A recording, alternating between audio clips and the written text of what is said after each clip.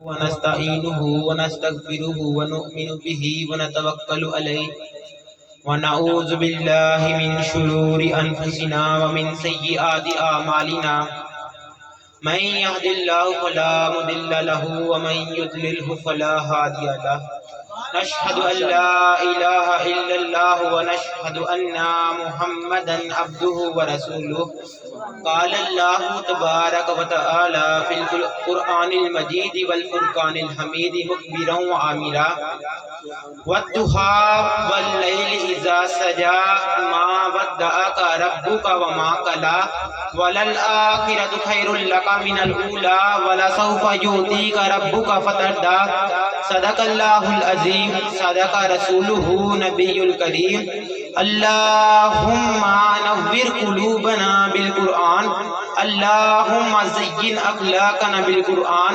اللهم أدخلنا الجنة بالقرآن اللهم نجنا من النار بالقرآن قال الله تبارك وتعالى في شان حبيبه إن الله وملائكته يصلون على النبي يا أيها الذين آمنوا صلوا عليه وسلموا تسليما الصلاة والسلام عليك يا سيدي يا رسول الله وعلى آلك وأصحابك يا سيدي يا حبيب الله الصلاة والسلام عليك يا سيدي يا نبي الله وعلى آلك وأصحابك يا سيدي يا محبوب رب العالمين بندہ پروردگارم امت احمد نبی دوستار چار یارم تابع اولاد علی مذہب حنفیہ دارم ملت حضرت خلیل خاک پائے غوث اعظم زیر سایہ ہر ولی اللہ تبارک و تعالیٰ کی حمد و ثنا اور نبی مکرم صلی اللہ علیہ وسلم کی بارگاہ میں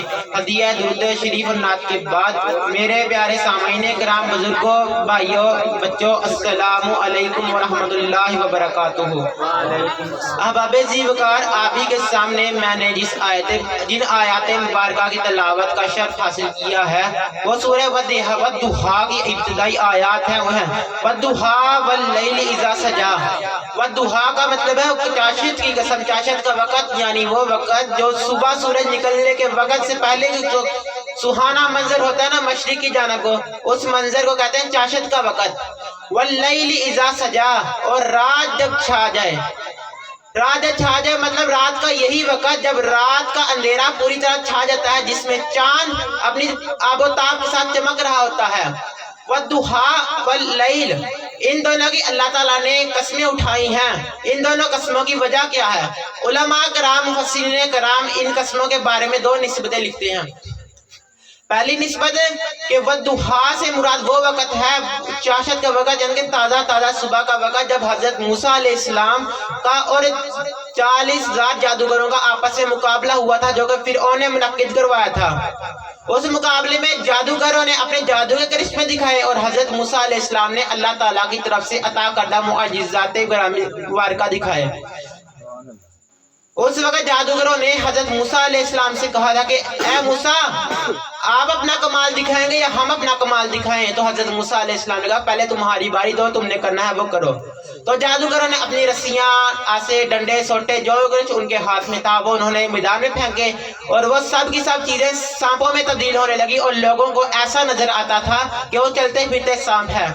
تو حضرت موسیٰ علیہ السلام نے اللہ تبارک و تعالیٰ کے حکم سے اپنا عصا مبارک اس میدان میں پھینکا تو وہ عصا مبارک ایک بہت بڑے اژدہے میں تبدیل ہو گیا اور اس اژدہے نے ان جادوگروں کی تمام بناوٹوں کو نگل گیا، یعنی کہ کھا گیا۔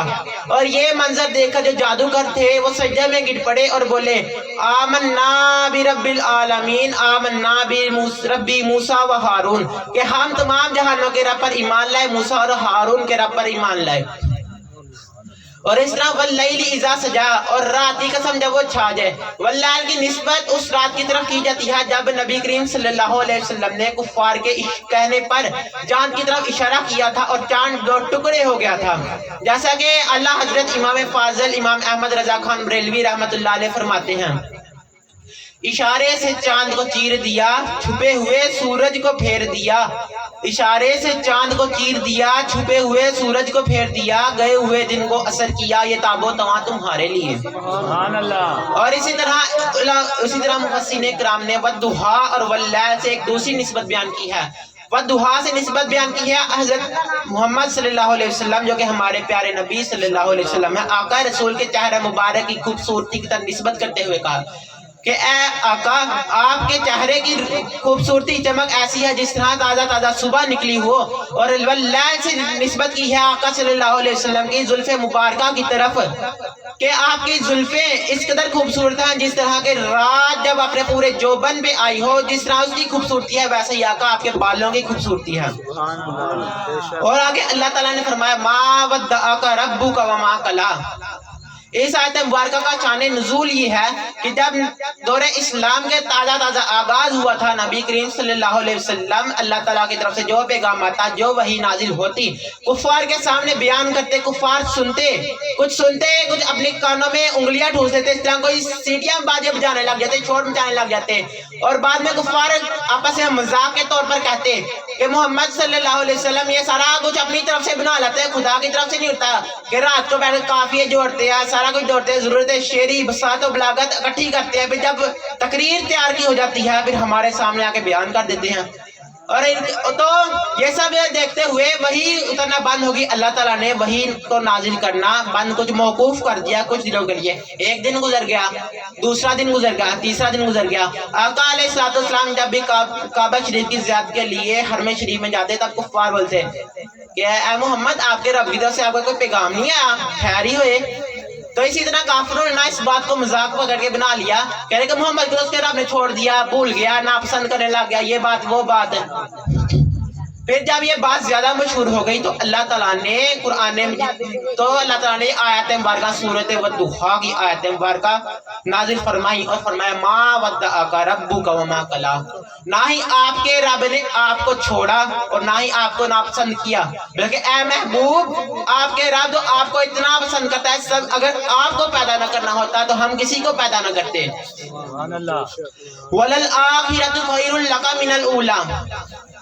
وَلَلْآخِرَةُ خَيْرٌ لَكَ مِنَ الْأُولَىٰ، جہاں پر اس سے مراد ہے، اس سے ترجمہ کیا ہے اللہ حضرت امام فاضل احمد رضا خان بریلوی رحمۃ اللہ علیہ نے کہ آنے والی گھڑی آپ کی گزری ہوئی گھڑی سے بہتر ہوگی۔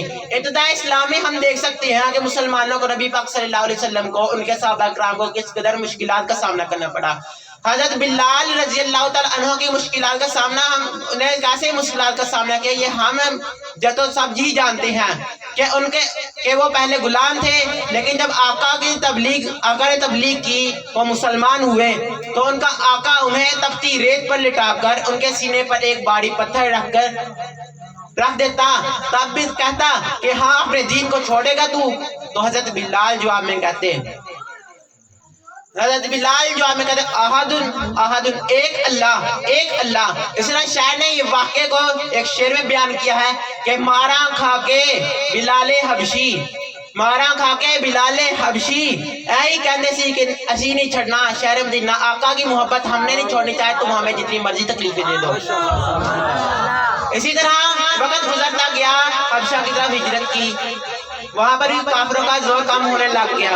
تو اس کے بعد جب کافروں نے مسلمانوں کی ترقی دیکھ کر آقا علیہ الصلوۃ والسلام کو قتل کرنے کا منصوبہ بنایا، آقا کو قتل کرنے کا منصوبہ بنایا کہ روز رات کو ہر 70 قبیلوں سے ایک بہادر جوان کو لیں گے، وہ جو سارے جوان تلواریں لے کے محمد کے گھر جائیں گے اور وہ قتل کر کے نکل جائیں گے۔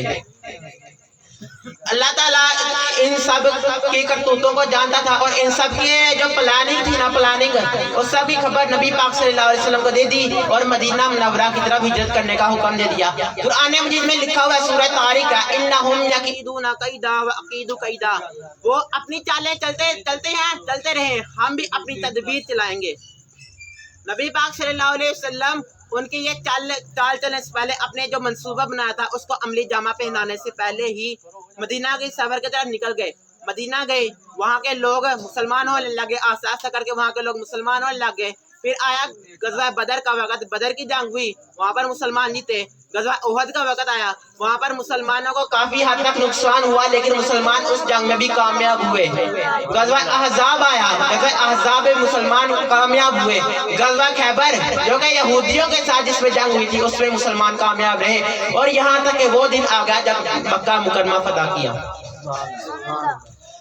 تو آپ حضرات گرامی احباب ذی وقار توجہ فرمائیں، جب ہم دیکھ سکتے ہیں کہ اسلام کے اول وقت سے لے کر اسلام کے آخر وقت تک کس طرح شروع میں وقت کتنا مشکل تھا، آہستہ آہستہ وقت میں آسانی آتی رہی، یہاں تک کہ وقت پورا کا پورا مسلمانوں کے ہاتھ میں آ گیا.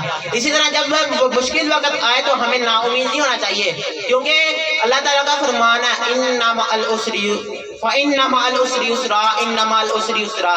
بے شک مشکل کے ساتھ آسانی بھی ہے. ہاں مشکل کے ساتھ آسانی بھی ہے.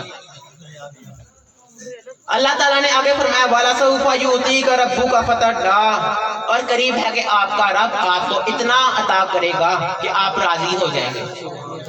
اللہ تعالیٰ نے کیا کیا عطا نہیں کیا ہمیں. سب سے بڑی نعمت کیا اللہ تعالیٰ کی ہمارے اوپر؟ اللہ تعالیٰ کی ہمارے اوپر سب سے بڑی نعمت یہ ہے کہ اللہ تعالیٰ نے اپنا پیارا رسول، اپنا محبوب ہمیں عطا فرمایا، ہمیں ان کی امت بنایا. اور آقا علیہ السلام کی شفقت ہمارے لیے کتنی ہے. ابتدائی اسلام کے شروع میں آقا علیہ السلام ہر ایک تکلیف برداشت کی. کیا کیا تکلیفیں انہوں نے برداشت نہیں کی، لیکن پھر بھی انہوں نے دین کا کام کیوں کیا. مشکوٰۃ شریف کی حدیث مبارکہ کہ تم لوگوں کی مثال ایک ایسی ہے کہ ایک آگ جلی ہوئی ہے اور تم لوگ پرندوں کی طرح، پروانوں کی طرح، پتنگوں کی طرح، چھوٹے چھوٹے تنوں کی طرح کے کیڑے نہیں ہوتے اڑتے آتے ہیں، وہ پروانے کا تنگ، وہ سب روز اس آگ کی طرف جا رہے ہو، اس میں جا رہے ہو. اچانک ہی ایک شخص آتا ہے، وہ ان سب پتنگوں کو بچانے کی کوشش کرتا ہے.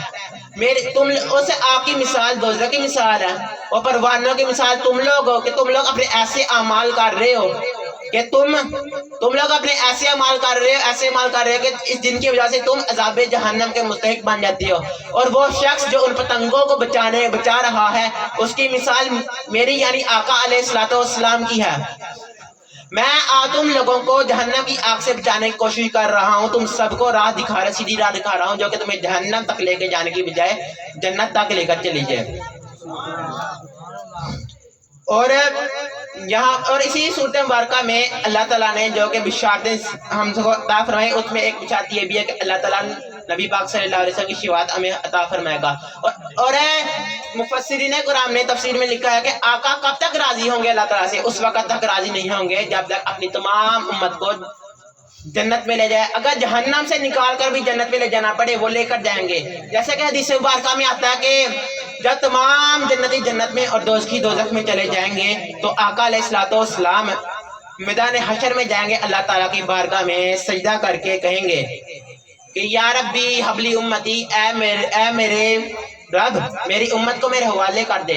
تب اللہ تبارک و تعالی فرمائے گا اے محمد آپ جائیں، جس دوزخ میں جائیں اور جن لوگوں کے دلوں میں آپ کو ایمان محسوس ہوتا ہے ان کو نکالیں، جنت میں لے جائیں. ان کو جنت میں ڈالنے کے بعد جب آقا واپس آئیں گے پھر سجدہ روح ہوں گے اور کہیں گے یا ربی حبلی امتی، اے اللہ میری امت میرے حوالے کر، میری امت.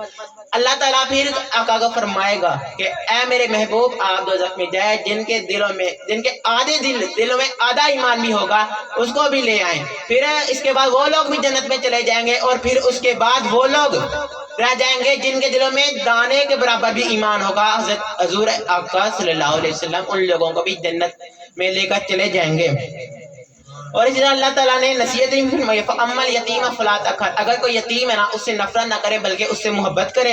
اور اگر کوئی وَأَمَّا السَّائِلَ فَلَا تَنْهَرْ، اور اگر کوئی مانگنے والا آپ کے پاس آتا ہے تو آپ اس کو عطا کریں. وَأَمَّا بِنِعْمَتِ رَبِّكَ فَحَدِّثْ، اور اللہ تعالیٰ اور اپنے رب کی نعمت کا چرچا کریں. وَمَا عَلَيَّ إِلَّا الْبَلَاغُ الْمُبِينُ.